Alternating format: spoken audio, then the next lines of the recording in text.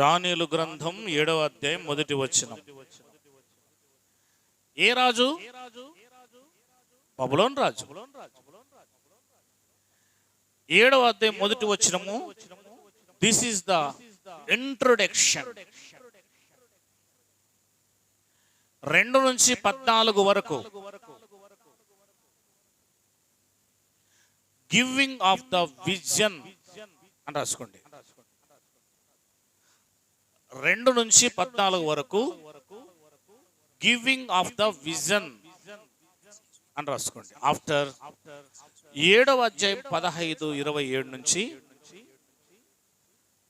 7వ అధ్యాయం 15-27 వచనాలు ఇంటర్ప్రిటేషన్ ఆఫ్ ద విజన్. ఇక 7వ అధ్యాయం 28 కంక్లూషన్.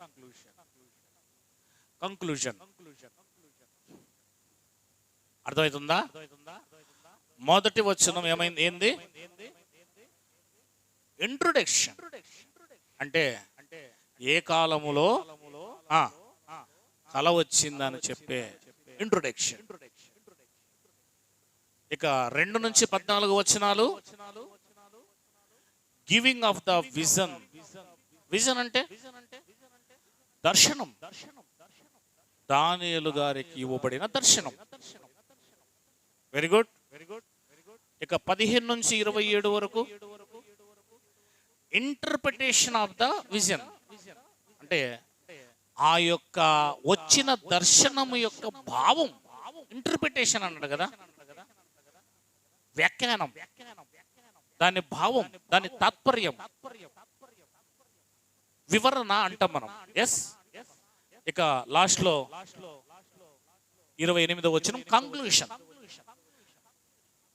అంటే అయిపోయిందని అర్థం. కంక్లూజన్, వివరణ అయిపోయింది, complete. This is the chapter 7. దానియేలు గ్రంథం యొక్క పూర్తి వెన్నెముక మీకు చెప్పేశాను నేను. ఇక దాంట్లోకి మనం దూరదాం. మొదటి వచనం నుంచి. బబులోను రాజుకు బెల్షాసరు యొక్క పరిపాలనలో. ఎవరి పరిపాలనలో? బెల్షాసరు ఎవరు? బబులోను రాజు యొక్క వంశ పారంపర్యంలో వచ్చినవాడు. నెబుకద్నెజర్ రాజు యొక్క వంశ పారంపర్యంలో వచ్చినవాడు. అంటే నెబుకద్నెజర్ రాజు తర్వాత పరిపాలనలోకి వచ్చినవాడు. ఈ కళ ఎప్పుడు వచ్చింది? Timing BC 553. ఎవరికైనా బాగా రాసేకి వచ్చేటట్లయితే ఇక్కడికి రండి, నేను తుడిసేసి రాయండి.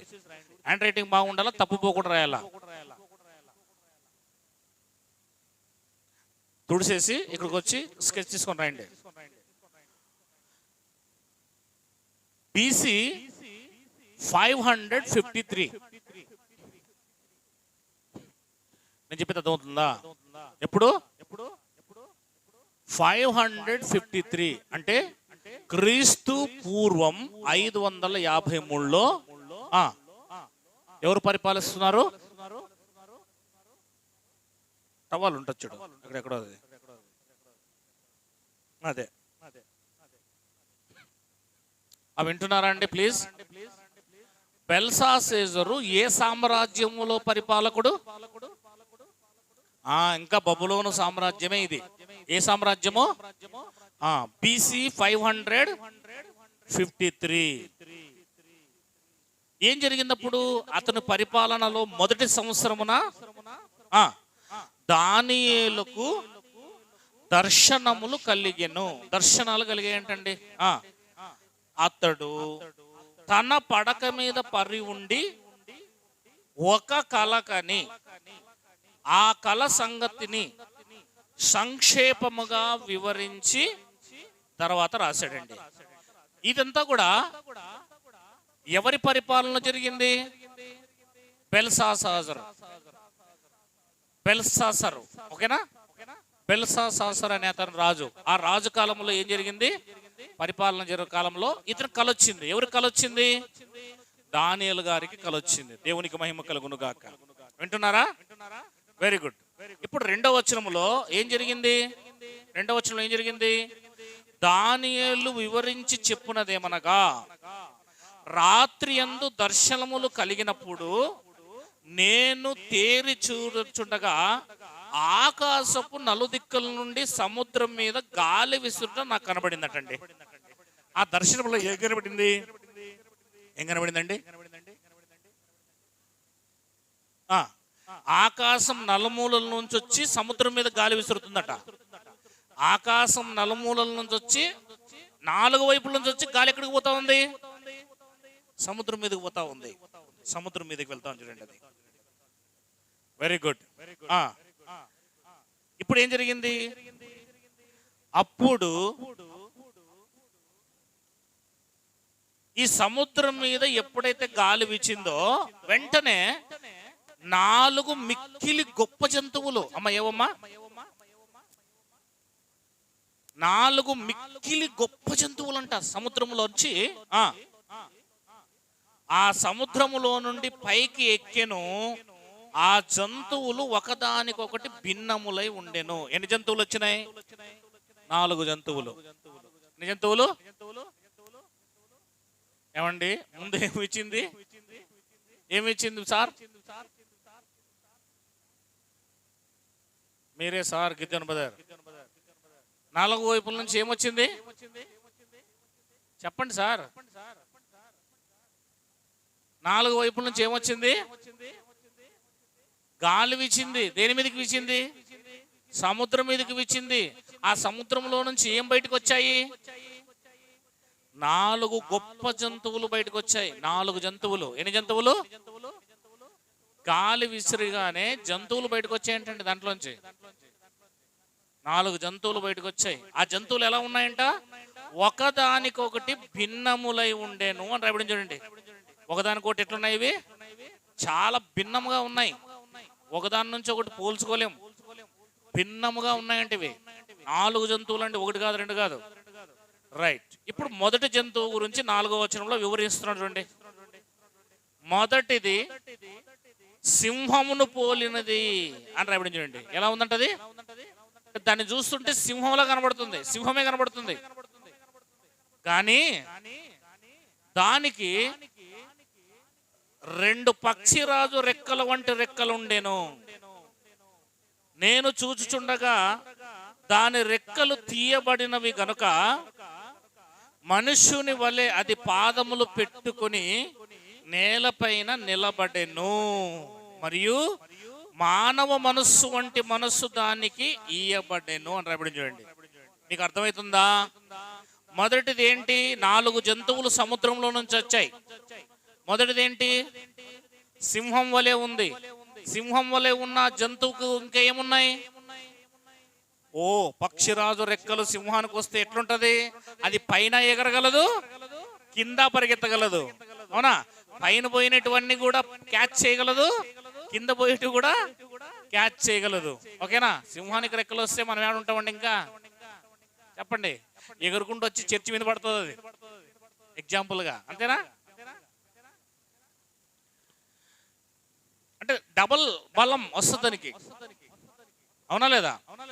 ఎగిరే కారు ఉంది, భూమి మీద నడిచే కారు బలం ఉంటది కదా. ఇంకా అది 2 రకాలంటే ఈజీ కదా మనకి. ఇంకా ట్రాఫిక్ జామ్ అయినప్పుడు పైన వెళ్ళిపోతాం. ఏమైనా ఊర్లో వచ్చినప్పుడు పైన వెళ్ళిపోతాం. అప్పుడు ట్రాఫిక్ జామ్ ఏముంటది? ఇంకా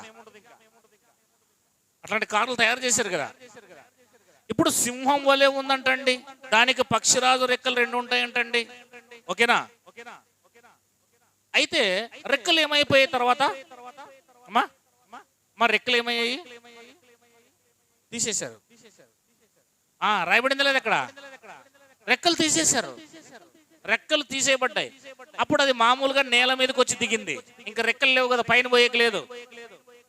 అందుకే అంటుంటారు చూడండి అప్పుడు, నీకు రెక్కలు కట్ చేయాలరా అంటుంటారు. అవునా?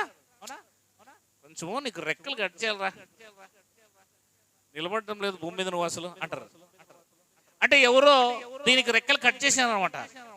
అంతేనా లేదా? అసలు ఈ సింహం ఏంటి, దానికి రెక్కలేంటి, కట్ చేయడం ఏంటి, మానవ మనస్సు వంటి మానవ మనస్సు రావటం ఏంటి? అవునా లేదా? వింటున్నారా? అది బబులోను సామ్రాజ్యాన్ని సూచిస్తుంది. ఏ సామ్రాజ్యాన్ని? అది నెబుకద్నెజర్ రాజును సూచిస్తుంది. అవునా లేదా? నెబుకద్నెజర్ రాజు ఎలాంటి వాడు అంటే, అటు రెక్కలు కలిగిన వాడు, ఇటు సింహం లాంటి వాడు. అయితే ఓవర్ యాక్షన్ చేసి గర్వపోత అయిన తర్వాత దేవుడు 7 సంవత్సరాలు ఏం చేశాడు? మానవ మనసును తీసేసి జంతువు మనసు, పశువు మనసునిచ్చి గడ్డి తినేలా చేశాడు. అప్పుడు రెక్కలు పోయాయి. అప్పుడు ఏం పోయాయి? రెక్కలు పోగొట్టుకున్నాడు. అర్థమైందా? ఆ రెక్కలు తీసేసిన తర్వాత 7 సంవత్సరాలు గడ్డి తిన్న తర్వాత బుద్ధి వచ్చింది, మానవ మనసు వచ్చింది. అంటే నన్ను క్షమించు ప్రభువా అన్నాడు. ఇది మొదటి జంతువు బబులోను సామ్రాజ్యాన్ని సూచిస్తుంది. ఇక 5వ వచనం, రెండవ జంతువు ఎలుగుబంటిని పోలినది. అది ఒక పార్శ్వం మీద పండుకొని తన నోట పండ్లు మధ్య 3 ప్రక్కటెముకలను పట్టుకొనినది. కొందరు లెమ్ము, విస్తారముగా మాంసము భక్షించుము అని దానితో చెప్పిరి. రెండవది ఏంటి? ఎలుగుబంటి. రెండవది ఏంటి? ఎలుగుబంటి. 3 ప్రక్కటెముకలు పట్టుకుందంటండి. ఏం పట్టుకుని ఉంది? ప్రక్కటెముకలు. నోట్లో ఏం పెట్టుకుని ఉంది? 3 ప్రక్కటెముకలు పట్టుకుని ఉంది. అంటే 3 సామ్రాజ్యాలని తన ఆధీనంలో ఆల్రెడీ పెట్టుకొని ఉంది. ఇదేంటి? ఎలుగుబంటి ఏంటి అంటే మాదియ పారసీకులు. ఎవరు ఎలుగుబంటి? ఎవరు? మాదియ పారసీకులు. మీరు అర్థం చేసుకోవాలి జాగ్రత్తగా. ఓకే, ముందుకు పోదాం. అన్నిటిని చూపిస్తాను మీకు నేను. అయినా ఇంకేమంటున్నారు తెలుసా? దాంతో 3 పక్కటెముకలు 3 సామ్రాజ్యాలే కాదు, ఇంకా అనేకం ఉన్నాయి, వాటిని కూడా నీవు జయించు అని అంటున్నారట. ఇక నంబర్ 6, అటు పిమ్మట చిరుత పూలిని పోలిన మరి ఒక జంతువుని చూశాడంటండి. చిరుత పులి ఎలా ఉంది? చిరుత పులి ఇది చాలా వేగం కదా. దాని వీపున పక్షిరాజు రెక్కలు వంటి 4 రెక్కలు ఉండెను. ఏమండి, సింహానికి ఎన్ని రెక్కలు ఉండమ్మా? సింహానికి ముందు ఎన్ని ఉన్నాయి? 2 ఉంటేనే అది చాలా ఓవర్ యాక్షన్ లో పరిగెత్తింది. ఇది చిరుత పులి. చిరుత పులి అంటే సింహం కంటే ఫాస్ట్ పరిగెడుతుంది. రెండోది, దీనికి 2 రెక్కలు లేవు, 4. ఎన్ని రెక్కలు? ఇంకా చెప్పండి. 4 రెక్కలతో అంటే ఎంత వేగంగా పైన పరిగెత్తగలదు, ఎంత వేగంగా కింద పరిగెత్తగలదు అంటే ఇది గ్రీకుల సామ్రాజ్యం. ఏ సామ్రాజ్యము? గ్రీకుల సామ్రాజ్యం. వేగంగా పరిగెత్తింది, వేగంగా. అర్థమవుతుందా? చాలా వేగముగా ప్రపంచాన్ని జయించాడు అలెగ్జాండర్ ద గ్రేట్. అవునా? అందుకే చిరుత పులిని పోల్చాడు, 4 రెక్కలు కలిగిందని పోల్చాడు. అంత వేగవంతంగా పరిగెత్తింది అది. అటు పిమ్మట చిరుత పులిని పోలిన మరి ఒక జంతువును చూచి తిని దాని వీపున పక్షిరాజు రెక్కల వంటి 4 రెక్కలుండెను. దానికి 4 తలలుండెను. దానికి ఆధిపత్యమియబడెను. 7వ వచనం, పిమ్మట రాత్రి యందు నాకు దర్శనములు కలిగినప్పుడు నేను చూచుచుండగా ఆ దర్శనములో ఘోరమును భయంకరమగు 4వ జంతువు ఒకటి కనబడిందంటండి. ఇది చిరుతపుల్లాగా ఉందా, సింహంలాగా ఉందా, ఎలుగుబంటి లాగా ఉందా? చెప్పలేదండి. ఎట్లుందంటే ఇది ఘోరం. చదవండమ్మా 7వ వచనం. పిమ్మట రాత్రి యందు దర్శనములు కలిగినప్పుడు నేను చూచుచుండగా ఘోరమును భయంకరమునకు. ఎన్నో జంతువు?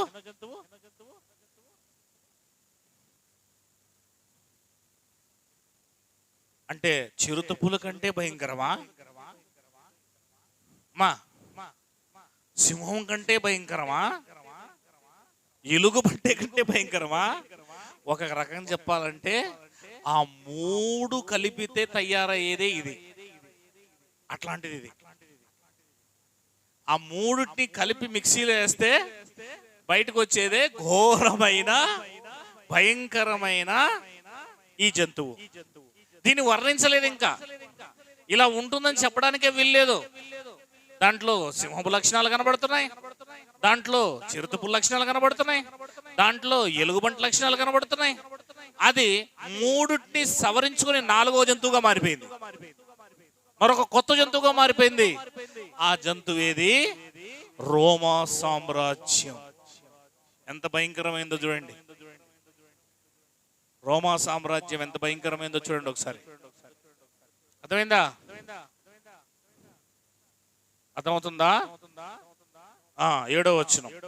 పిమ్మట రాత్రి యందు నాకు కలిగిన దర్శనము నన్నేం చేస్తుందట? ఘోరమైన భయంకరమైన 4వ జంతువు ఒకటి కనబడెను. అది తనకు ముందుగా నుండిన ఇతర జంతువులకు భిన్నమైనది. అది మహాబల మహాత్యములు కలిగిందంటండి. బలం అంటండి దానికి ఉండేది. ఎంత బలం ఉంటేనమ్మా యేసుక్రీస్తుని చంపేస్తుంది. అది యేసుక్రీస్తుని నమ్ముకున్న క్రైస్తవుల్ని చంపేస్తుంది. మీరే గమనించాలి ఒకసారి. అవునా? యేసు ప్రభువుని చంపింది ఎవరు? పిలాతు గవర్నర్, రోమా సామ్రాజ్యం వల్లే కదా. యేసుక్రీస్తు శిష్యుల్ని, యేసుక్రీస్తు క్రైస్తవుల్ని 40 సంవత్సరాలు చంపింది ఎవరు? రోమా సామ్రాజ్యమే కదా. యూదుల్ని, ఇస్రాయిల్ని 11 లక్షల మందిని కత్తివాత చంపింది రోమా సామ్రాజ్యమే కదా. తెలుసా?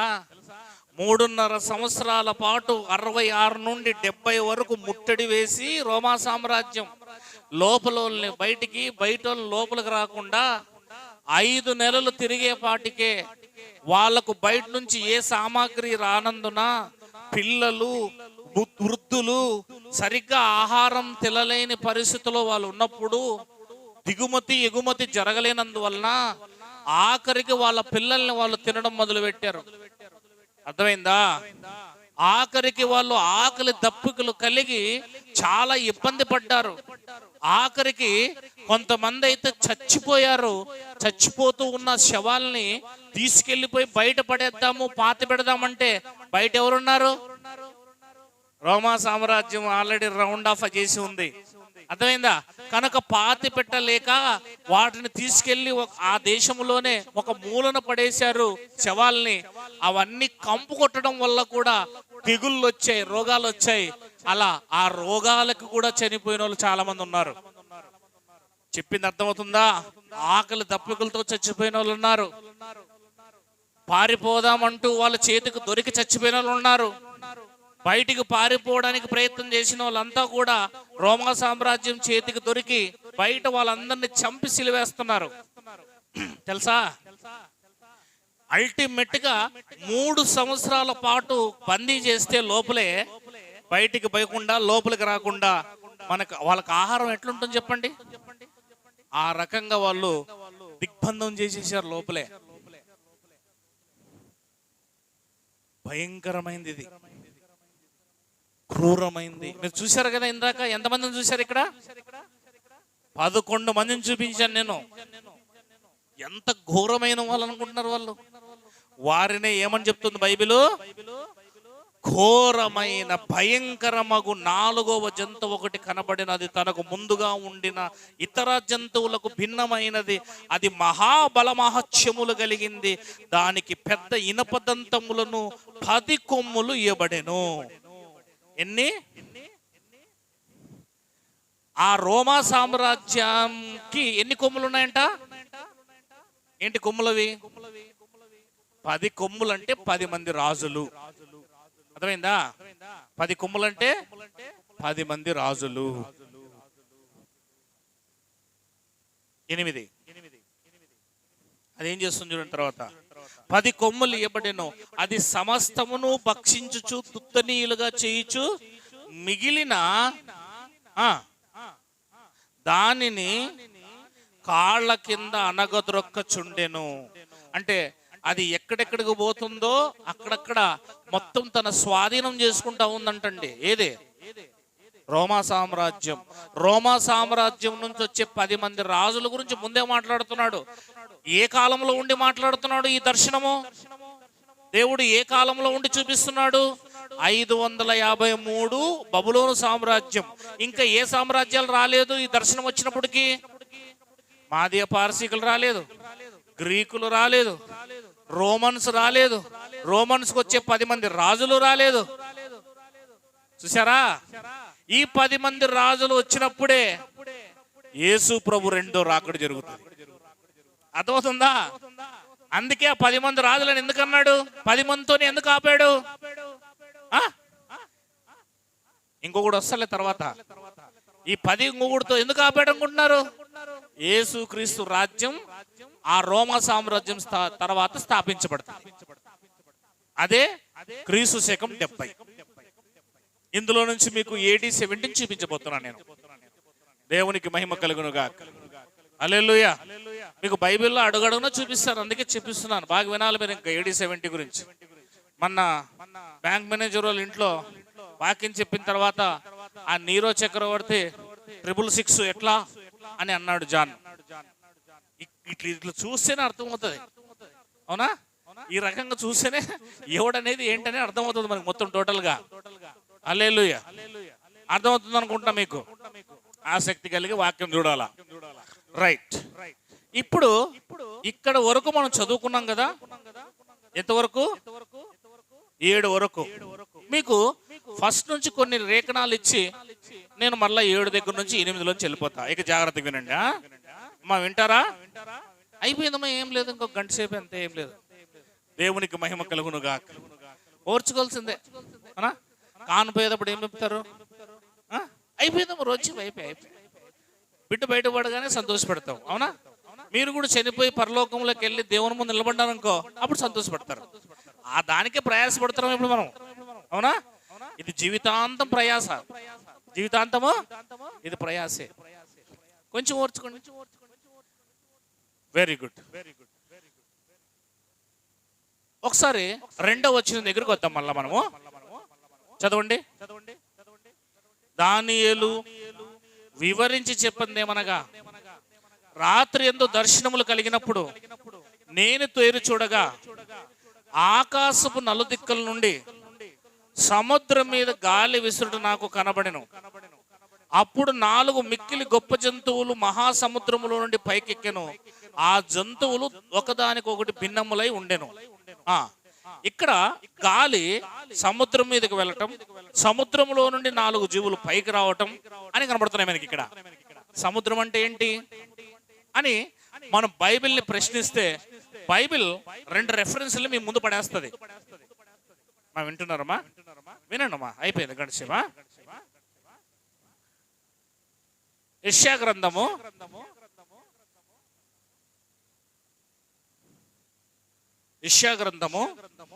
57:20.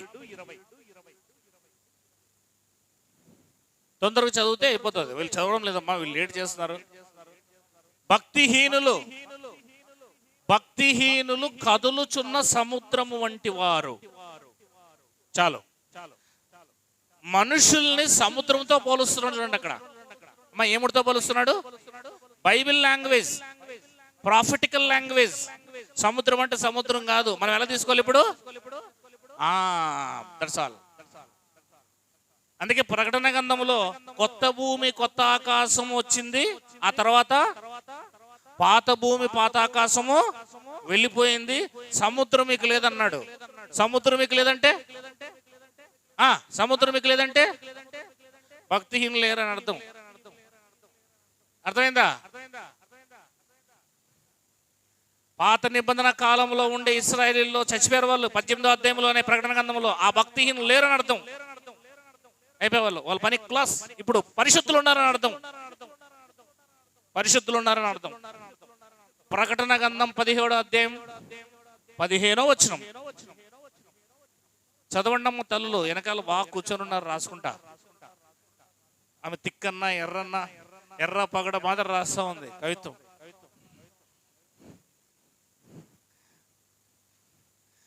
ఆ, దేవుని చెప్పడమ్మా.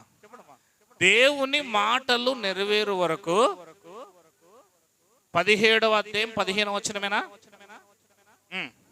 వారు ఏకాభిప్రాయం గలవారై తమ రాజ్యమును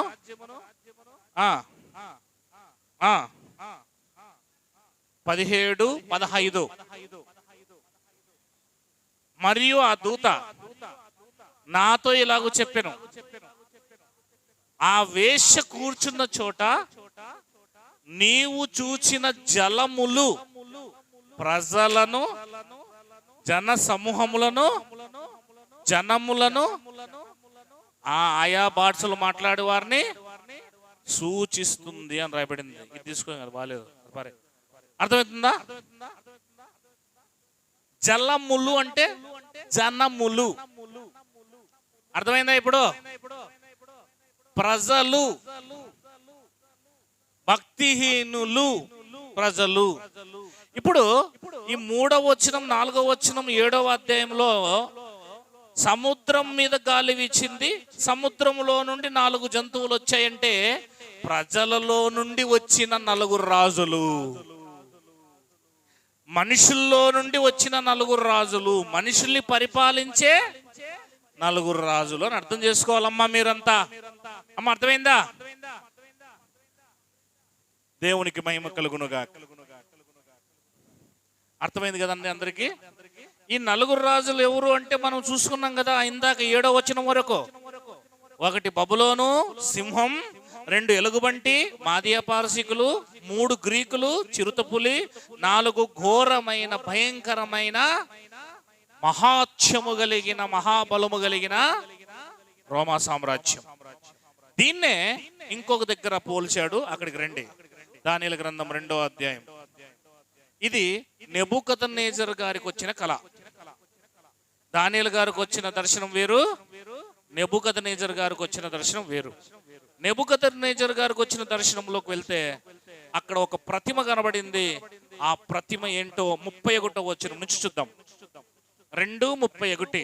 రాజా, తాము చూచుచుండగా బ్రహ్మాండము ఒక ప్రతిమ కనబడిను కదా, ఈ గొప్ప ప్రతిమ మహాప్రకాశమును భయంకరమునై రూపము గలదై తమరి ఎదుట నిలిచెను.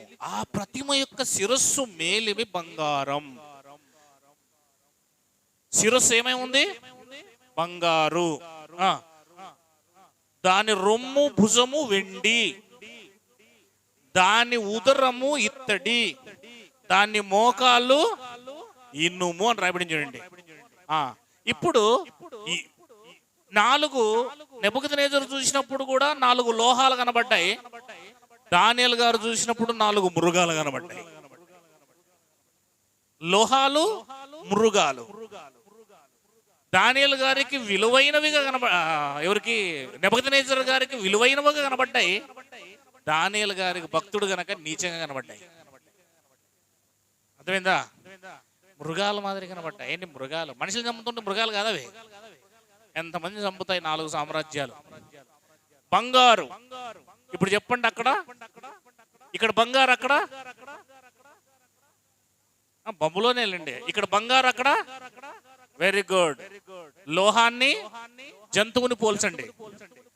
ఇక్కడ వెండి, అక్కడ ఇక్కడ ఇత్తడి, అక్కడ ఇక్కడ ఇనుము, అక్కడ అలా కలపాలి మీరు. రూట్లోకి వచ్చినారు ఇప్పుడు ఇంకా మళ్ళా మళ్ళా మళ్ళా ఇక్కడ సింహము, అక్కడ ఇక్కడ చిరుత, ఇక్కడ ఎలుగుబంటి, అక్కడ ఇక్కడ చిరుతపులి, అక్కడ ఇక్కడ భయంకరమైన జంతువు, అక్కడ. Very good, very good, very good. పరిస్థితి సంతోషం. ఇప్పుడు చెప్పండి, ఇనుము అంటే ఏ సామ్రాజ్యం? ఘోరమైన మహాభయంకరమైందంటే ఏ సామ్రాజ్యం? వెరీ గుడ్, బాగా చెప్పారు. ఇత్తడంటే ఏ సామ్రాజ్యం?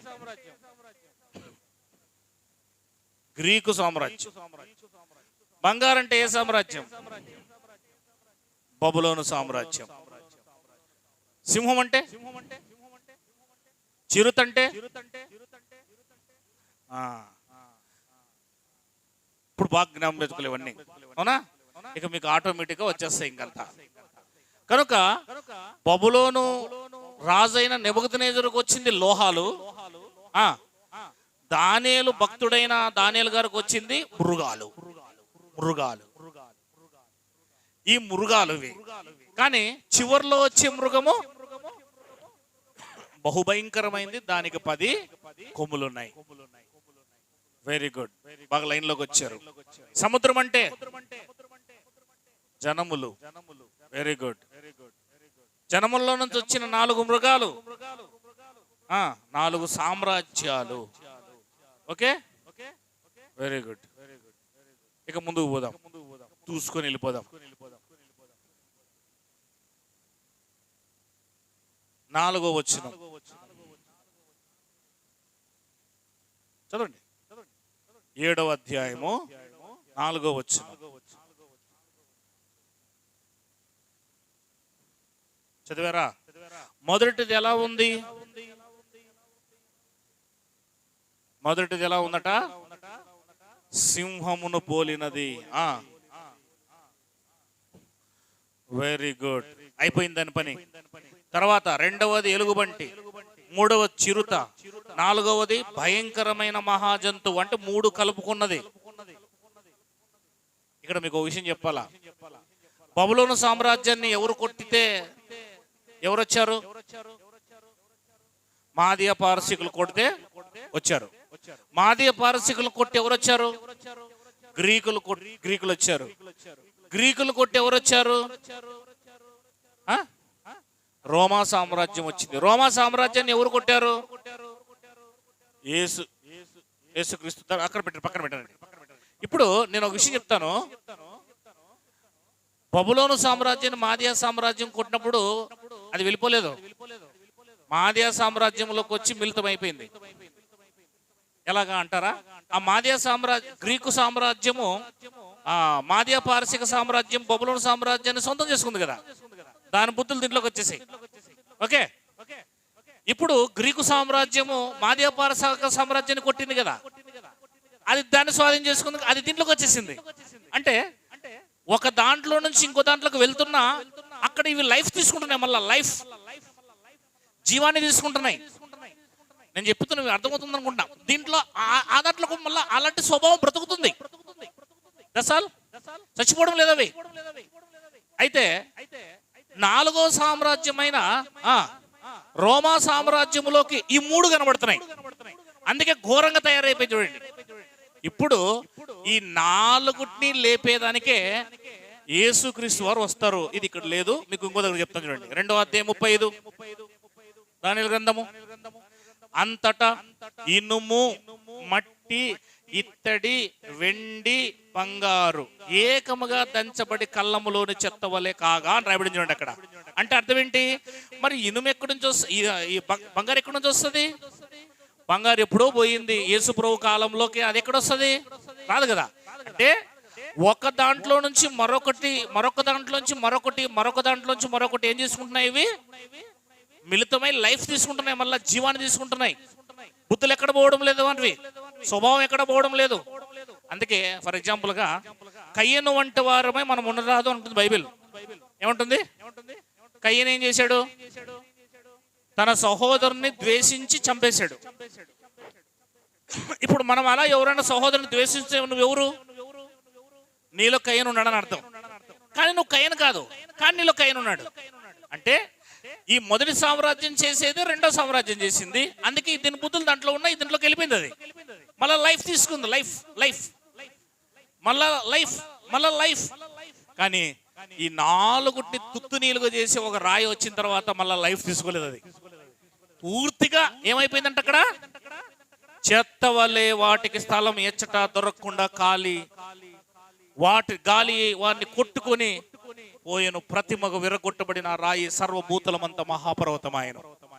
సరా? అంటే ఈ 4 జీవులు ఒక దాంట్లో ఒకటి మళ్ళా బ్రతుకుతూనే ఉన్నాయి. కానీ యేసుప్రభు వారు AD 70లో వచ్చినప్పుడు, ఆయన రాజ్యం స్థాపించినప్పుడు ఆ రాజ్యాలకు నిలువలేక చోటు లేదు. అందుకే అవి కనబడడం లేదు ఇంకా. కమాన్ రండి, 7వ వచనం. 7:7.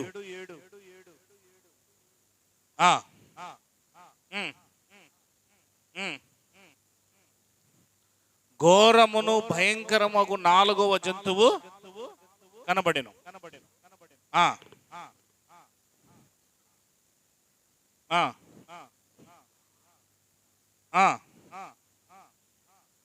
చూడండి, చూసారు రోమా సామ్రాజ్యం అక్కడ ఇనుమన్నాడు కదా, ఇక్కడ కూడా ఇనుమే అన్నాడు చూడు. మళ్ళా ఇనుప దంతములు అంటే ఇనుమే అన్నాడు చూడండి. దాన్ని ఎట్లాంటి దంతాలు ఉన్నాయండి దానికి?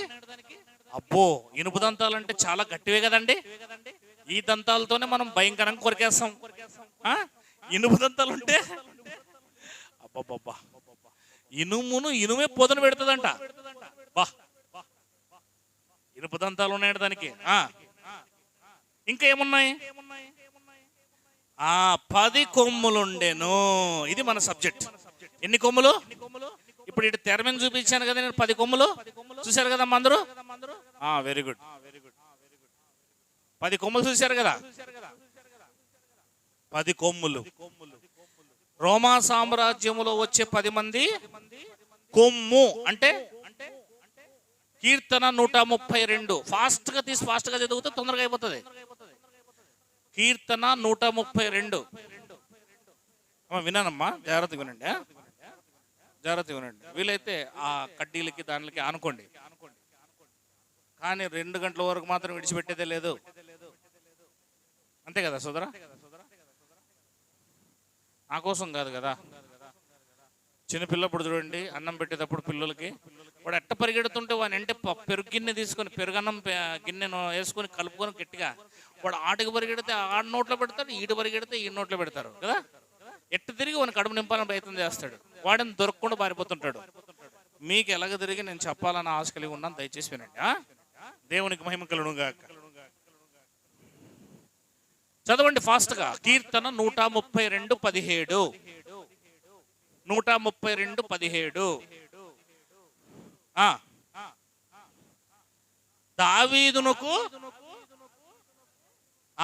అక్కడ దావీదునకు కొమ్ము,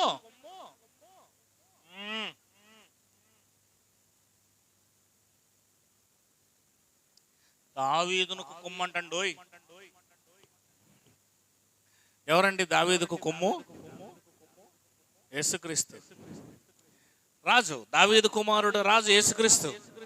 కొమ్ము అంటే ఏంటి? ఇప్పుడు రాజు అని అర్థం. కొమ్ము అంటే రాజు, అధికారం. అధికారాన్ని కొమ్ము ఏముంటే చూపిస్తుంది సోదరా. ఎత్తులు ఉంటాయనుకో మీ ఇంట్లో, ఎబెనెజర్, దాని కొమ్ములు లేవనుకో, చిన్న పిల్లోడు కూడా దాని దగ్గరికి పోయి ఆట ఆడిస్తాడు. దాన్ని ఏమంటాడు? అమ్మా ఏమంటాడమ్మా?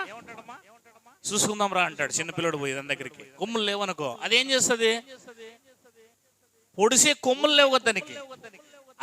అదే కొమ్ములు ఉన్నాయనుకో దానికి, నా ఎట్లా వాడు కూడా దాని దగ్గరికి పోడు. కొమ్ములు ఉన్నారో పొడుస్తుంది. దాని అధికారము, దాని శక్తి ఏంటి? కొమ్ములు. దాని అధికారం, దాని శక్తులు కొమ్ములు. ఇక్కడ అదే అన్నాడు. కొమ్ము అంటే అర్థం ఏంటంటే చెట్టు కొమ్ము కాదు ఇది, నెత్తి మీద వచ్చే కొమ్ములు. అర్థమైందా? కొమ్మ కాదు, కొమ్ము. ఓకే, అంటే దావీదుకు కొమ్ము పుడతాడట ఎవరైనా. అది అంటే మీకు కొమ్ము అంటే ఏంటో చూపించడానికి చూపించా. ఇక రండి, ప్రకటన గ్రంథం 13వ అధ్యాయం 3వ వచనం. ప్రకటన గ్రంథం 13వ అధ్యాయం 1వ వచనం.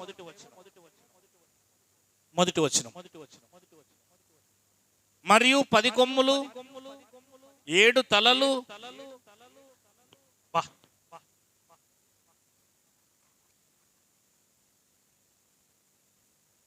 మీరు ఈ మాట ఏడని చదివారా?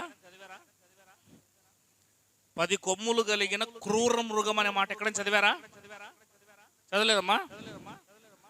చిన్నప్పుడు స్కూల్లో చదువుకోలేదు నువ్వు? అసలు ఎంత పని చేసినావమ్మా నువ్వు? ఒకటో క్లాస్లోనే వచ్చింది. దానియేలు గ్రంథం 7వ అధ్యాయం 7వ వచనంలో చదివినారు కదా, క్రూర మృగము, దానికి ఎన్ని కొమ్ములు. ఇప్పుడు ప్రకటన గ్రంథం 13వ అధ్యాయం 1వ వచనంలో ఉండేది కూడా ఇదే, అదే ఇది. ఓకే, అర్థమైంది ఇప్పుడు మీకు? జాన్కి అర్థమైంది చాలు, నాకు జాన్ అడిగినాడు కాబట్టి, అంతే కదమ్మా. తీసుకొచ్చి పెట్టేసింది వాడికి. రోమా సామ్రాజ్యము క్రూర మృగం. క్రూర మృగం అంటే ఎవరు? రోమా సామ్రాజ్యం. ఆ కొమ్ములంటే రోమా సామ్రాజ్యాన్ని పరిపాలించడానికి వచ్చి 7 మంది రాజులు, 10 మంది రాజులు. కొండలు అంటే రోమా సామ్రాజ్యమే కొండల మీద కట్టబడి ఉంటుంది, 7 కొండల మీద. అందుకే 7 కొండలు అన్నాడు. అర్థమవుతుందా? తలలన్నా కొండలన్నా ఒకటే. ఇప్పుడు మరలా ఇక్కడికి రండి, 7వ అధ్యాయానికి రండి. ప్రకటన గ్రంథం 7వ అధ్యాయానికి రండి.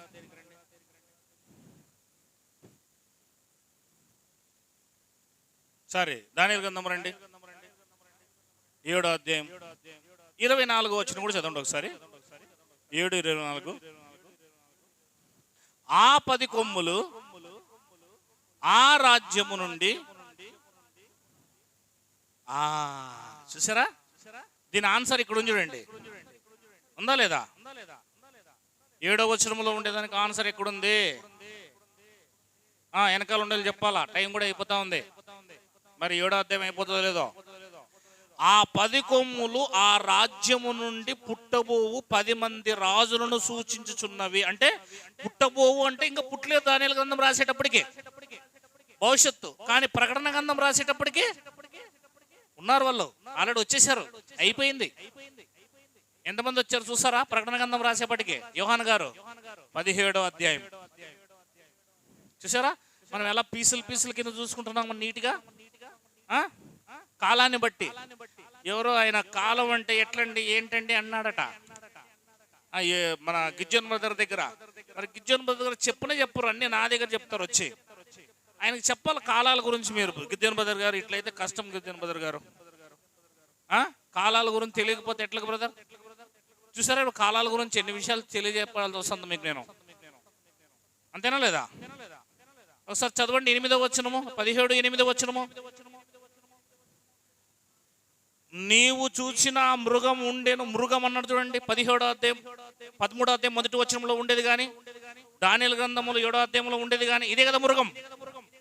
నీవు చూచిన మృగం ఉండేను గాని ఇప్పుడు లేదు, అయితే అది అగాధములో నుండి పైకి వచ్చుటకును నాశనమునకు పోవుటకును సిద్ధముగా ఉన్నది. భూ నివాసులలో జగదుత్పత్తి మొదలుకొని జీవ గ్రంథమందు ఎవరి పేరు వ్రాయబడలేదో వారు ఆ మృగం ఉండేను గాని ఇప్పుడు లేదు, అయితే ముందుకు వచ్చుచున్న సంగతి తెలుసుకొని ఆశ్చర్యపడుదురు. ఇందులో జ్ఞానం మనస్సు కనబడను. ఆ 7 తలలు, ఆ స్త్రీ కూర్చున్న 7 కొండలు, ఆ స్త్రీ కూర్చున్న 7 కొండలు, మరియు 7 రాజులు కలరు. 5 కూలిపోయిరి, ఒకడున్నాడు, కడమవాడు ఇంకా రాలేదు, వచ్చినప్పుడు అతడు కొంచెం కాలం ఉండవలేను. ఇక్కడ ఏం చెప్పాడు యోహాను గారు? ప్రకటన గ్రంథం రాసేటప్పటికి ఎంతమంది రాజులు ఉన్నారంట? రోమా సామ్రాజ్యపు రాజులు 7 మంది రాజులు కలరు అన్నాడు చూడండి. 5 కూలిపోయారు అప్పటికి. ఎంతమంది కూలిపోయారు?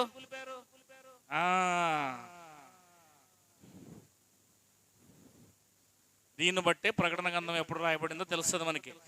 అనాలిసిస్ చేస్తే, ఆపరేషన్ చేస్తే. మరి చెప్పండి ఎప్పుడు రాయబడిందో చెప్తారా మేధావులు?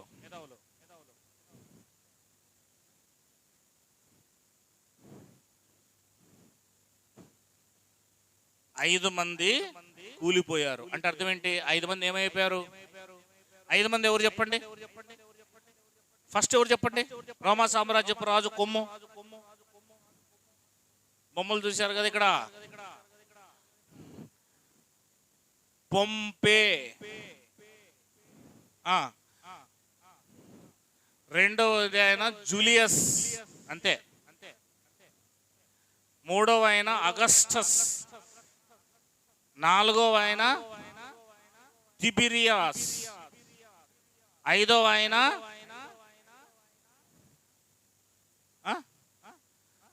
ఎవరు? కలిగుల. ఆరవ ఆయన ఎవరు? క్లౌదియా లేదా క్లౌదియస్. ఏడవ ఆయన ఎవరు? ఇప్పుడు చెప్పండి, ఐదుగురు కూలిపోయారు. ఎవరు ఐదుగురు?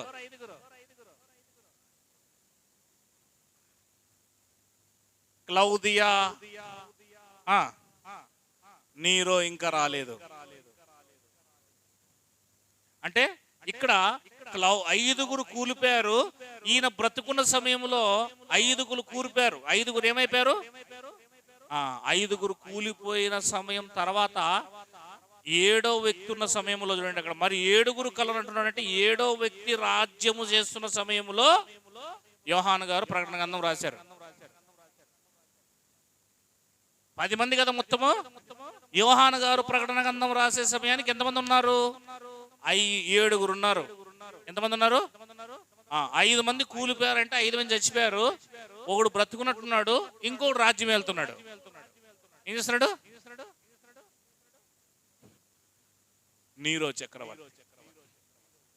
ఇప్పుడు నీరో చక్రవర్తి ఎంతవరకు వెళ్ళాడు? 54 నుంచి 68. ఈ లోపే రాశాడు. అంతేనా లేదా?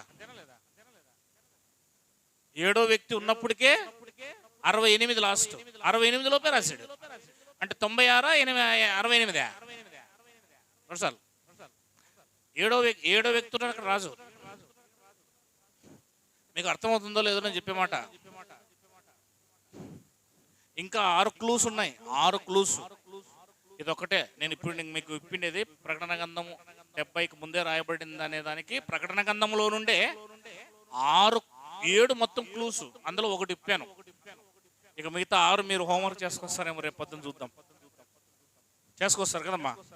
ఖచ్చితంగా చేసుకొస్తారు. దేవునికి మహిమ కలుగునుగా. అంత హోంవర్క్ జరుగుతుంది ఇక్కడ. పిట్టలని రాలిపోతున్నాయి. ఏమవుతున్నాయమ్మా? పిట్టలు రాలిపోతున్నాయి. ఎవడు కొడుతున్నాడో AK-47తో బయట నుంచి. మీరు ఆల్ నైట్ ప్రేయర్లు చేస్తారా? ఆల్ నైట్ ప్రేయర్ అంటే పొద్దున 6 వరకు అమ్మా. ఆల్ నైట్ ప్రేయర్లు అంటే తెలుసా? ఇది హాఫ్ నైట్ ప్రేయర్. ఇది ఎప్పుడు ప్రేయర్? కష్టం అండి ఇట్లయితే. మంచిది, సంతోషం. ఇప్పుడు చెప్పండి, ఎన్నో రాజు ఉన్నాడు ఇక్కడ? 7. అయితే 5 కూలిపోయి ఒకడున్నాడు అంటున్నాడు. ఒకడున్నాడు అంటే 6వ వాడు ఉన్నాడు. కడమవాడు ఇంకా రాలేదు అంటున్నాడు. చూడండి ఇక్కడ. వచ్చినప్పుడు అతడు కొంచెం కాలం ఉండవలెను. ఇప్పుడు లేనిది అయినా ఈ క్రూర మృగము ఆ 7 పాటు ఒకడనై ఉండి తానే 8వ రాజగును నాశనమునకు పోవును అని రాయబడింది చూడండి అక్కడ. ఓకేనా? ఇక మనం ఇక్కడ ముందుకు పోదాం. గమనిద్దాం చాలా జాగ్రత్తగా. రండి మరలా 7వ అధ్యాయానికి, దానియేలు గ్రంథానికి. ఎక్కడికి వస్తున్నాం మనము? దానియేలు గ్రంథం. ఎన్నో వచనం చదువుతున్నామండి? 8వ వచనం చదువుకుందాం. 8. ఈ కొమ్ములను కనిపెట్టగా ఒక చిన్న కొమ్ము వాటి మధ్యన లేచెను. దానికి స్థలమిచ్చుటకై ఆ కొమ్ములలో గమనిస్తున్నారా? నేను ఈ కొమ్ములను అంటే 10 కొమ్ములు కనిపెట్టి ఉండగా ఒక చిన్న కొమ్ము వాటి మధ్య లేచిందంటండి. 10 కొమ్ముల్లో నుంచి ఏమొచ్చింది? ఒక చిన్న కొమ్ము పైకి లేచిందంటండి. దానికి స్థలం ఇవ్వడానికి ఎన్ని కొమ్ములు పెరిగి వేయబడ్డాయి? 3 కొమ్ములు పెరిగి వేయబడ్డాయి ఏంటండి. మీరు ఇమేజ్ చూశారు కదా? ఇమేజ్ ఎవరైతే చూశారో వాళ్ళకి బాగా అర్థమవుతుంది, లేకపోతే అర్థం కాదు ఇది. అవునా? 3 కొమ్ముల్ని పెరిగేసి ఒక కొమ్ము బయటకు వచ్చింది. ఎన్నో కొమ్మది? 10వ కొమ్ము. 11వ కొమ్ము. 10 కొమ్ములు ఉన్నాయి కదా. 10 కొమ్ముల్లో నుంచి 3 కొమ్ములు పోతే 7 మిగులుతాయి. ఈ 3 పోతే అది వస్తుంది, అవునా? అది 10వది, కానీ అది 10వది కాదు, 8వది, 7వది, 8వది అయిపోతుంది అంటది. అక్కడ ప్రకటన గ్రంథంలో చెప్పాడు కదా, 7వ వాడు వస్తాడు, వాడు 8వ వాడుగా వాడే ఉంటాడు. అంటే ఈ ముగ్గురు లేచిపోతారు, వాళ్ళు ఎక్కువ కాలం ఉండరు. అంటే 10వ వాడు తర్వాత వచ్చేవాడే 11వ వాడు. మీరు చూశారు కదా మొత్తం 11 మందిని. దేవునికి మహిమ కలుగునుగా. చదవండి, ఇప్పుడు మళ్ళీ చదవండి దాన్ని. ఈ కొమ్ముకు మానవుల కన్నుల వంటి కన్నులు, గర్వముగా మాట్లాడు నోరు ఉండెను. ఇంకా సింహాసనమును వేట చూచి తిని. అల్టిమేట్ గా ఈ 11 కొమ్ముల గురించి మీకు అర్థమైంది కదా. 3 కొమ్ములు 10 కొమ్ములు, 1 కొమ్మ, 3 కొమ్ములు. అర్థమైందా? 10 కొమ్ముల్లో 3 కొమ్ములు పోయి 1 కొమ్ము వచ్చిందని అర్థం. మొత్తం టోటల్ ఎన్ని? 11 అని అర్థం కావాలంటే 20 వచ్చిన చదువుదాం. 20 వచ్చిన. మరియు దాని తలపైన ఉన్న 10 కొమ్ములు సంగతియు, వాటి మధ్య నుండి పెరిగి 3 కొమ్ములను కొట్టివేసి కన్నులను గర్వముగా మాట్లాడు నోరు గల ఆ వేరొక కొమ్ము సంగతి అని రాయబడింది అక్కడ. అంతేనా? 10 వేరు, 3 వేరు, 1 వేరు. 10లో 3 తీసేసి పడితే 11వది వచ్చింది. అది స్థానాన్ని తీసుకుంది, 8వ స్థానాన్ని తీసుకుంది. అది కానీ ఎక్కువ రోజులు ఉంటుంది ఇది. ఆ కొమ్ము సంగతి విచారించి తిని. అంటే అసలు దాని మీదే ఉందన్నమాట ఫోకస్ అంతా. ఎవరిది? దానియేలు గారిది. ఈ 11 కొమ్మింది, 3 కొమ్ములను పీకేసి తొందరగా ఇది ఆధిపత్యంలోకి వచ్చింది. ఇది ఏం చేయబోతుంది ఇంతకి? అసలు అక్కడే AD 70 కనబడుతుంది. సరే, ఎంత దాని గురించి ఆలోచిస్తున్నాడు చూడండి దానియేలు గారు. ఏం చేస్తుంది ఇది? ఇంత కాన్సన్ట్రేషన్ పెట్టి మనం చూడాలి దానియేలు లాగా. ఎంత ఆశ ఉందో చూడండి దానియేలు గారికి దాని మీద. అంటే ఆ కొమ్ము వచ్చిన తర్వాత ఏం రాబోతుందో తర్వాత చెప్పాడు చూడండి. 21వ వచనం. ఈ కొమ్ము పరిశుద్ధులతో యుద్ధము చేయుచు. పరిశుద్ధులతో యుద్ధం అంటే ఏంటి? ఇశ్రాయేలీలతో, యూదులతో యుద్ధం చేస్తుంది. అది యేసుక్రీస్తు నమ్ముకున్న వారితో కూడా యుద్ధం చేస్తుంది. అది వారిని ఏం చేస్తుంది? గెలిచి చంపేస్తుంది కదా. యెరూషలేం మొత్తం యెరూషలేం ఏం చేసేస్తుంది? నాశనం చేసేస్తుంది కదా. 22. ఆ మహావృద్ధుడు వచ్చి. మహావృద్ధుడు అంటే ఎవరు? మహావృద్ధుడు అంటే ఎవరండి? కిచెన్ బ్రదర్ గారు చూస్తున్నట్లే ఉన్నారు. కనులుండి చూసి, చెవులుండి వినక అన్నట్టుగా ఉంటుందండి. చూడండి, వినండి జాగ్రత్తగా. ఎవరండి మహావృద్ధుడు? మీకోసమా నా కోసం అండి? ఆయన నుంచి కష్టపడుతుండేది.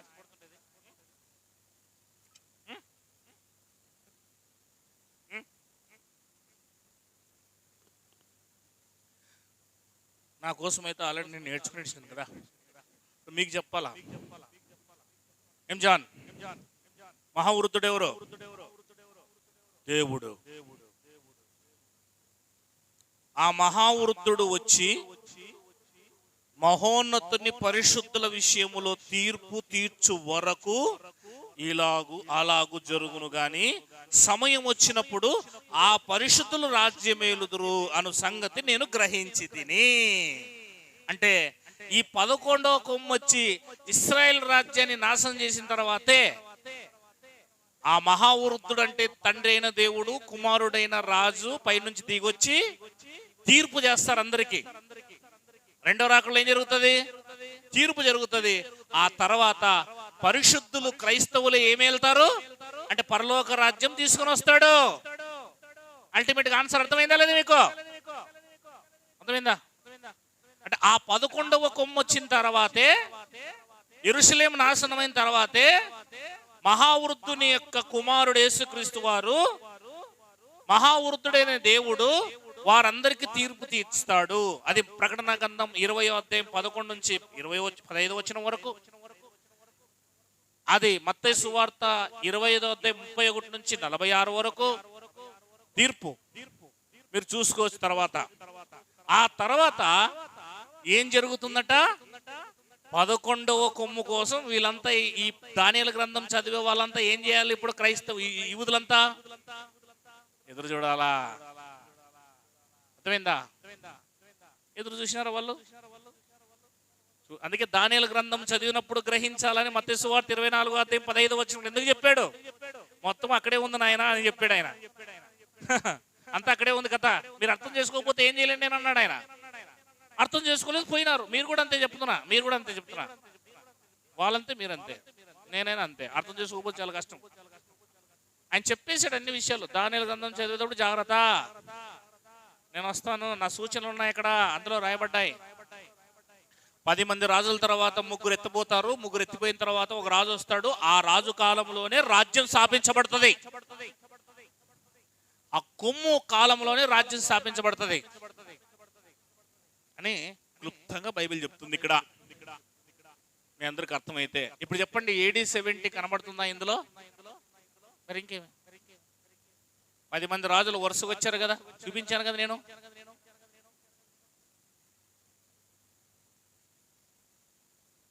వెస్పాసియన్ ఎప్పుడు వచ్చాడు? 69, 79 వరకు. ఈ వెస్పాసియనే 11వ వాడు. ఎవరు? ఈ 11వ వాడు వచ్చినప్పుడే వెస్పాసియన్ టైటస్ని ఎక్కడికి పంపించాడు? యెరూషలేం మీదకి పంపించాడు. యెరూషలేం నాశనం అయిపోయింది AD 70లో. అర్థమైందా? కాబట్టి పూర్తిగా అప్పుడు రాజ్యం వచ్చింది. అంటే 11వ కొమ్ము కాలములో పరిశుద్ధుల మీద యుద్ధం చేసి గెలుస్తాడు. ఆ తర్వాత అంచెముగా రాజ్యము వాళ్ళే ఏలబోతారు. అప్పుడు వస్తుంది రాజ్యం. అర్థమవుతుందా రాజ్యం గురించి? భవిష్యత్తు వస్తుందా? ఇదే భవిష్యత్తు రావడానికి ఏది క్రూరముఖం? ఇది రోమా సామ్రాజ్యం ఎక్కుంది. ఇప్పుడు చెప్పండి, రోమా రాజ్యకాలమా ఇది? రాజులు వెళ్తున్న కాలమా ఇది? మీరు చెప్పాలా, అర్థం చేసుకోవాలి. మరి మీకు తలకాయ పారాలి. ఇప్పుడు విజ్జోన్ ఆలోచించండి బ్రదర్, మీకోసమే చెప్తున్నది. ఇప్పుడు రోమా సామ్రాజ్యం ఉందా? ఉంటే 11వ కొమ్ము వస్తుందా? ఆ కొమ్ము కాలం తర్వాత కదా రాజ్యం వస్తుంది ఇక్కడ. కాబట్టి వీళ్ళు ఎదురు చూస్తున్న రాజ్యం వచ్చునుగాక అంత పొరపాటే. ఆల్రెడీ రోమా సామ్రాజ్య కాలము అయిపోయింది. అప్పుడే అయిపోయింది. 11వ కొమ్ము కూడా వచ్చేసింది. అది యూదులతో యుద్ధం చేసింది, ఇశ్రాయేలుతో యుద్ధం చేసింది. ఆఖరికి ఆ దేవుని ప్రజలే రాజ్యం స్థాపించి మహావృద్ధుడు దిగి వచ్చాడు. తీర్పు జరిగింది ఇశ్రాయేలీలకి. ఓల్డ్ టెస్టిమెంట్ ప్రకారము నిత్య జీవానికి పోయారు, నరకానికి పోయారు, నరకానికి. ఇప్పుడు తీర్పు ఏంటంటే, నువ్వు వాక్యానుసారం బతుకుతుంటే తీర్పు జరగదు, వాక్య ప్రకారం జరగకపోతే తీర్పు జరుగుతూ ఉంది. చచ్చిపోయిన తర్వాత ఎక్కడికి పోవాలి అక్కడికి పోతావు అంతే. మళ్ళా నిలబడేది ఆయన ముందు అవన్నీ ఉండవు. ట్రాక్ మీద ట్రైన్ ఆడుండే ఆఫీసరు మాస్టరు ఆ ట్రాక్ని ఇట్లా మళ్ళీ ఇచ్చినాడు అనుకో, ట్రైన్ అలా పోతుంది అంతే. ఆ డ్రైవర్ చేతిలో ఏముండదు. అవునా? ట్రాక్ ఆయన మళ్ళిస్తాడు. అక్కడ ఉన్న కొంతమంది ఉంటారు, అక్కడ ట్రాక్ మళ్ళీ ఇచ్చేవాళ్ళు ఇట్లా ఇట్లా లాగుతుంటారు. ఆయన లాగిన ఆయన చేతిలో ఉంటుంది. అంత పెద్ద ట్రైన్ ని ఈయన చేతిలో పెట్టుకుంటాడు. అవునా లేదా? ఆయన ఇలా అన్నాడంటే ఆ ట్రైన్ ఇట్లా కర్నూలు పోయేది కూడా తిరిగి మళ్ళీ తిరుపతికి పెరుగుతుంది. ఆయన చేతిలో ఉంటుంది కొంచెం ట్రాక్. ఆ డ్రైవర్ ఎంత తిప్పినా కూడా అది ఎందు మాట ఈయన చేతిలో ఉందంత. ఇక్కడే నువ్వు వాక్యానుసారంగా నడుస్తున్నావా, పరలోకములు ట్రాక్ ఇట్లా తిప్పుతాడు, ఇటు పోతావు. వాక్యానుసారంగా నడవడం లేదా, ఇటు పోతావు. అయిపోయింది. Vespasian Vespasian VESPASIAN Vespasian VESPASIAN. Okay,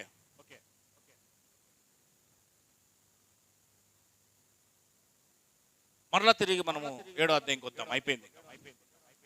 9వ వచనం చదువుతున్నాం.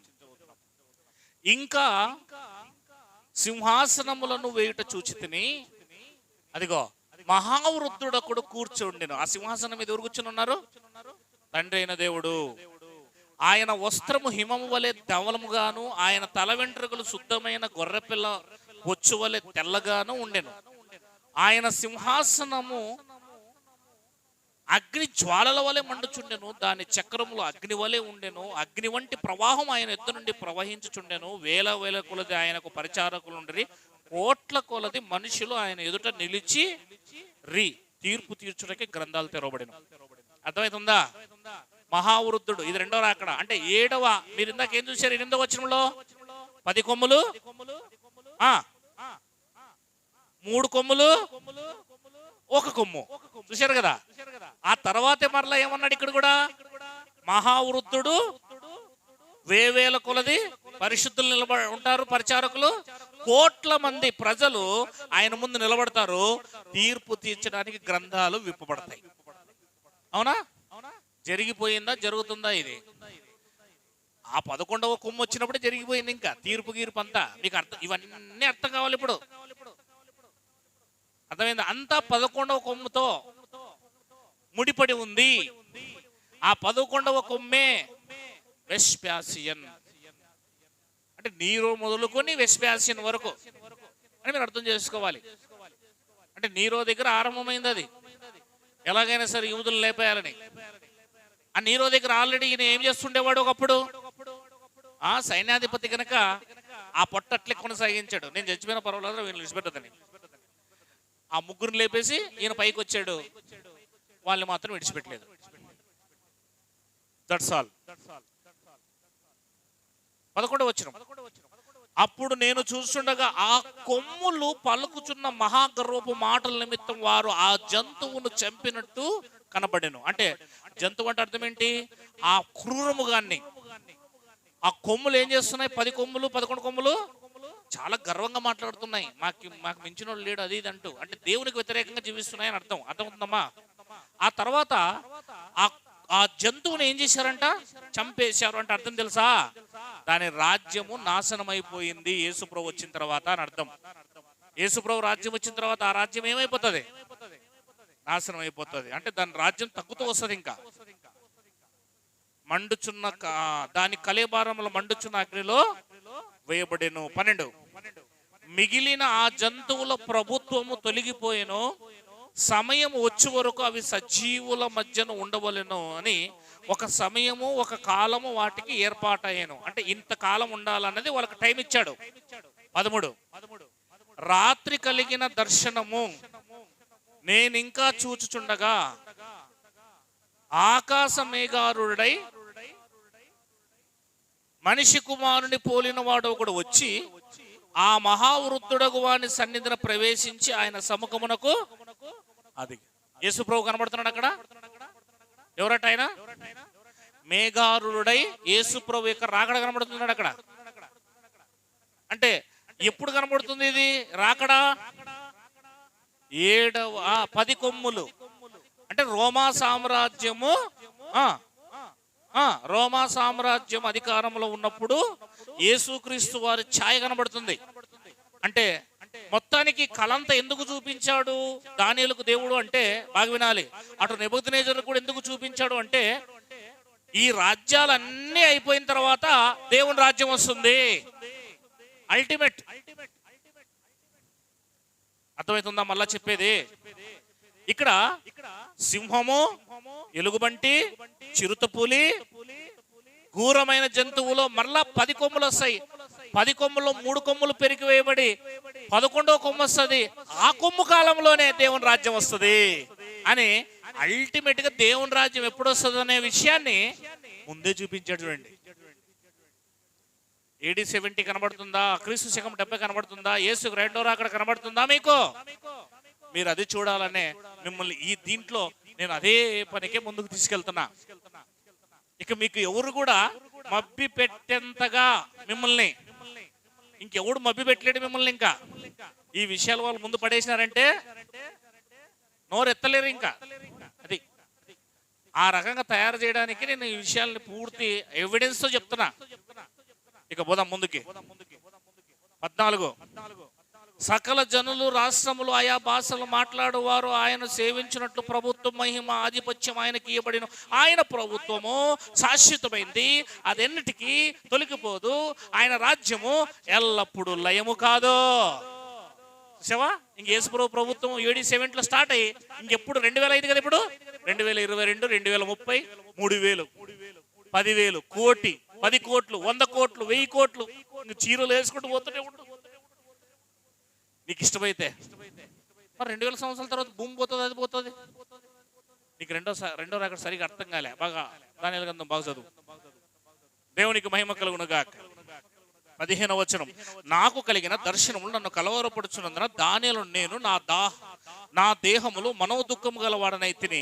నేను దగ్గర నిలిచి ఉన్న వానిలో ఒకని ఎద్దుకు పోయి ఇందును గూర్చి నిజమెంతయు నాకు చెప్పమనగా అతడు నాతో మాట్లాడి ఆ సంగతులు జంతువులు 4 ఈ మహా జంతువులు 4 ఉండి లోకమందు ప్రభుత్వము చేయబోవు 4 రాజులను సూచించున్నవి. వివరణ చెప్పాను కదా, వివరణ ఉంటుందని. ఇప్పుడు ఇంకా ఇంటర్ప్రిటేషన్ మొత్తం స్టార్ట్ అవుతుంది. ఇంకా ఇప్పుడు వివరణ చెప్తున్నాడు దేవదూత. ఎట్లనగా అని చెప్తున్నాడు అక్కడ 18. అయితే అంటే 4 రాజ్యాలు ఉంటాయి. 17వ వచనంలో ఏం చెప్పాడు ఆ దేవదూత దానియేలుతో? లోకమందు 4 రాజ్యాలు వెళ్తాయి, 4 రాజ్యాలను సూచిస్తుంది అన్న తర్వాత 18లో ఏం చెప్పాడంటే, అయితే మహోతుని పరిశుద్ధులే రాజ్యాధికారం నొందుదురు, వారు యుగ యుగములు రాజ్యము, యుగ పర్యంతరము రాజ్యము ఏలుదురు. అంటే ఈ 4 రాజ్యాల తర్వాత వచ్చే రాజ్యమే యేసుక్రీస్తు రాజ్యం. ఆ రాజ్యం గురించే మీకు ఈ కల వచ్చింది, మీకు దర్శనం వచ్చింది. కనుక ఈ 4 రాజ్యాలు వెంటనే ఏం రాజ్యం రావాలా చెప్పాలి మీరందరూ. ఇప్పుడు 4 రాజ్యాలు అయిపోయిన తర్వాత ఏ రాజ్యం రావాలా? ఏమండి, బబులోను రాజ్యం తర్వాత వెంటనే ఏ రాజ్యం వచ్చింది? మాదీయ పారికల రాజ్యం తర్వాత ఏ రాజ్యం వచ్చింది? గ్రీక్ రాజ్యం తర్వాత ఏ రాజ్యం వచ్చింది? రోమాకి ఏమన్నా గ్యాప్ ఇచ్చి రెండో రాకల్లో వస్తుందా? యేసుప్రభులో ఇప్పుడు వస్తుందా? ఎందుకు గ్యాప్ వస్తుంది? ఆ రాజ్యాన్ని పగలగొట్టిన తర్వాతే కదా వస్తా ఉన్నది. అంటే వెంటనే రావాలా? రోమా సామ్రాజ్యం వెళ్తున్న సమయంలోనే వాటిని 4 పలగొట్టి రావాలది. ఇప్పుడు చెప్పండి, 2000 సంవత్సరాల క్రితమే యేసుక్రీస్తు రాజ్యం వచ్చింది, AD 70లోనే వచ్చింది. ఇంకేం కావాలా? ఇంత ఎవిడెన్స్ ఇస్తున్నా కూడా మీరు అర్థం చేసుకోలేకపోతే నేనేం చేసేది? ఇంకా నిద్రపోతే ఏం అర్థం చేసుకుంటారండి దేవునికి? నేను వీడియో పెట్టకపోతే వీడియో చూసుకుందామని అనుకున్నారేమో. వీడియో పెట్టకపోతేలే మాకేం అంత నిలబడిపోయిందా అన్నట్టుగా ఉన్నారేమో. దేవునికి మహిమ కలుగునుగా. హల్లెలూయా. క్యా కరేంగే జీ.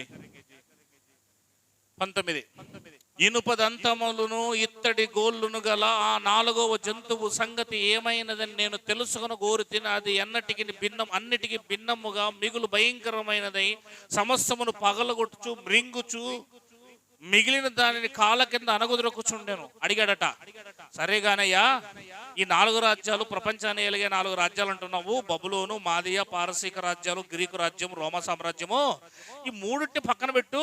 ఈ 4వది కొంచెం నాకు డిఫరెంట్ గా కనబడుతుంది. ఈ 4 ఓవర్ యాక్షన్ ఎక్కువ చేస్తుంది. దీని గురించి నాకు చెప్పన్నాడట దేవదూతని. ఇది కొంచెం డిఫరెంట్ గా కనబడుతుంది, ఓవర్ యాక్షన్. ఆ 3 రాజ్యాలు లేపేసింది ఇది. ఇది కొంచెం నాకు వివరించి అన్నాడట. 20, మరియు దాని తలపైన ఉన్న 10 కొమ్ముల సంగతి కూడా నాకు చెప్పాలి. వాటి మధ్య నుండి పెరిగిన 3 కొమ్ముల సంగతి కూడా కొట్టివేయబడిన విషయాలు చెప్పాలి.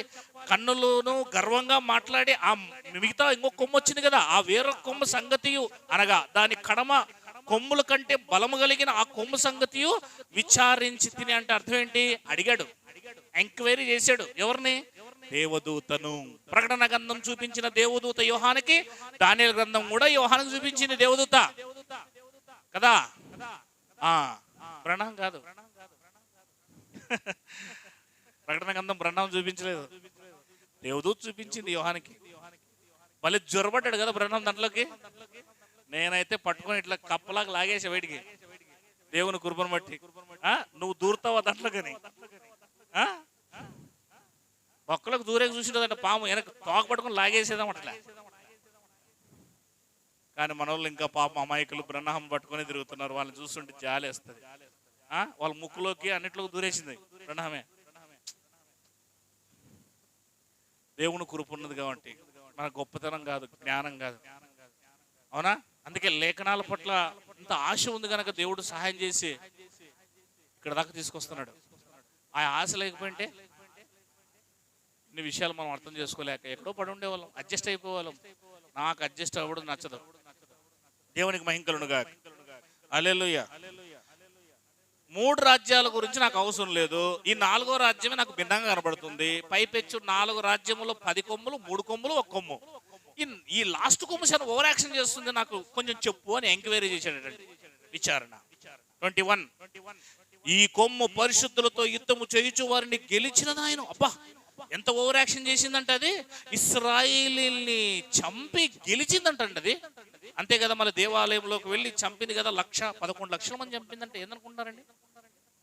రక్తం ఏరులై పారింది. మొన్నసారి చూశారు కదా మీరు వీడియో. ఫోకస్ అంతా దాని మీదే ఉంది. అంటే అది ఎప్పుడైతే కరెక్ట్ గా చూడండి, ఈ కొమ్ము 21, ఈ కొమ్ము అంటే 11వ కొమ్ము ఎవరు? వెస్పాసియన్.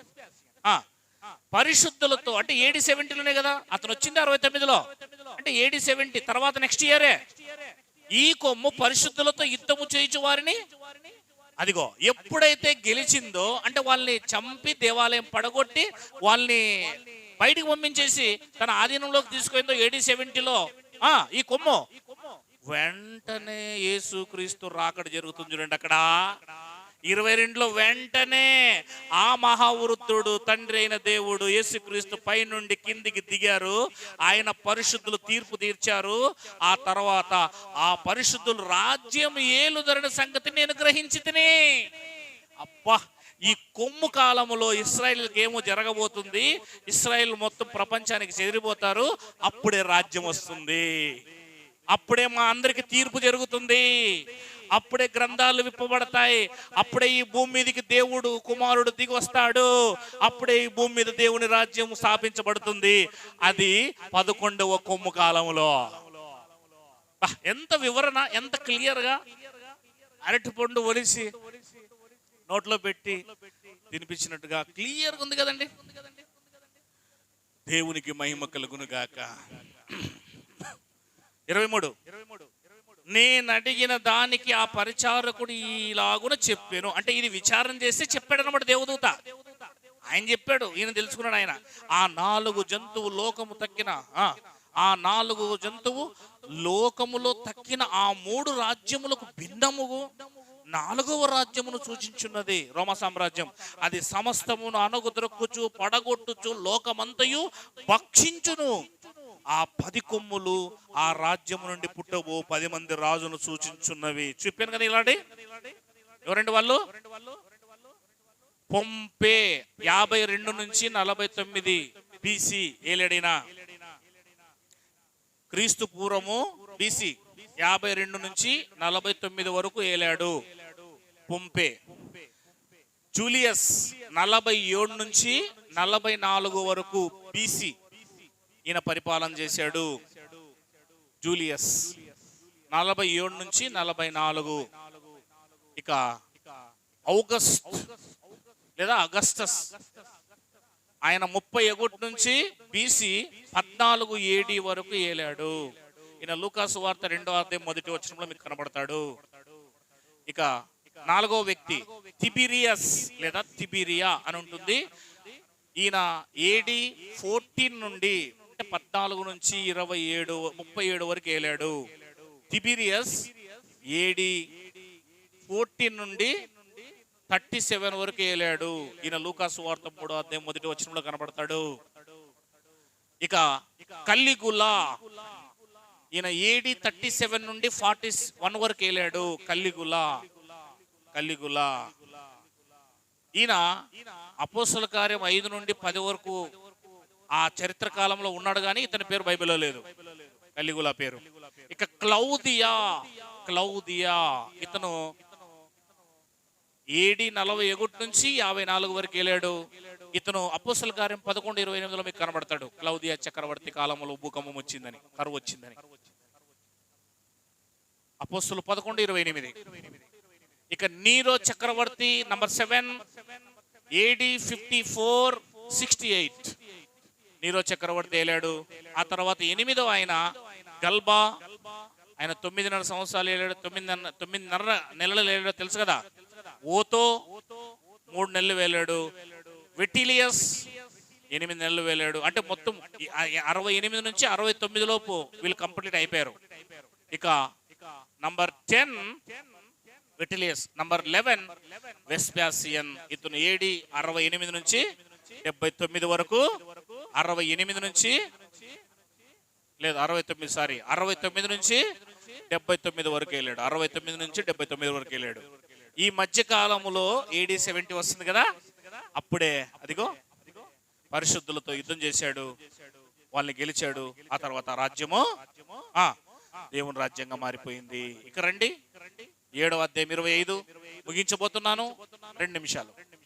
ఆ రాజు మహోన్నతునికి విరోధముగా మాట్లాడుచు మహోన్నతుని భక్తులను నల్లగొట్టును. అవునా లేదా? మాట్లాడుచు మహోన్నతుని భక్తులను నల్లగొట్టును. అతడు పండుగ కాలములను న్యాయ పద్ధతులను నివారణ చేయ పూనుకొనును. ఎవరివి? యూదులువే. వారు ఒక కాలము అర్ధకాలము అతని వశమున ఉంచబడదురు. అంటే 3.5 సంవత్సరాల కాలము ఇతని చేతిలో ఉంటారు వాళ్ళు. అంటే వారిని బందీ చేస్తాడు. అంటే అదే రోమా సామ్రాజ్యం చుట్టూ ఏం చేస్తాడు? అతన్ని వాళ్ళని లోపలికి బయటికి పోకుండా చేస్తాడు. ఈ మాట మీరు ప్రకటన గ్రంథంలో కూడా చూస్తారు.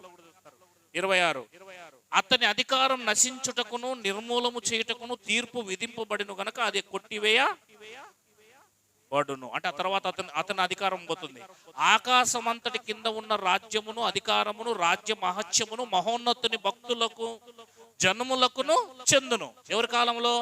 ఈ 3.5 సంవత్సరాలు అయిపోయిన తర్వాత ఈ 11వ